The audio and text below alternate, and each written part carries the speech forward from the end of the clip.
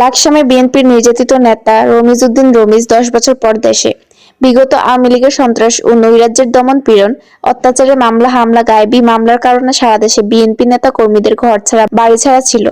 কেউ বিদেশে, কেউ ঢাকা চট্টগ্রাম সহ বিভিন্ন এলাকায় আশ্রয় নিয়েছিল। তেমনি একজন কুমিল্লা জেলার লাকসাম উপজেলার রমিজ উদ্দিন রমিজ। কুমিল্লা জেলার প্রতিনিধি মোহাম্মদ সৌরভ হোসেনের পাঠানো রিপোর্ট। স্থানীয় সরকার মন্ত্রী তাজুল ইসলাম ও তার শ্যালক সন্ত্রাসী মহব্বত বাহিনীর কারণে শারীরিক মানসিক নির্যাতন হয়ে বিদেশে পাড়ি জমান। মহব্বত বাহিনী তার মামনি ভ্যারাইটাইজ স্টোর লুটপাট করে দোকান বন্ধ করে দেয়। বেঁচে থাকার কোনো কুল কিনারা না পেয়ে বাহরাইনে পাড়ি জমান। দেশের পট পরিবর্তন হওয়া আজ রবিবার দেশে আসলো এলাকার সাধারণ জনগণ ও দলীয় নেতাকর্মীরা তাকে ফুল দিয়ে ও গাড়ি নিয়ে অভিনন্দন জানিয়ে বরণ করেন। এই সময় রমিজ উদ্দিন রমিজ আবেগাপ্লুপ্ত হয়ে পড়েন। রমিজ উদ্দিন রমিজ এলাকায় আসে মানুষের মাঝে উৎসবের আমেজ বইছে।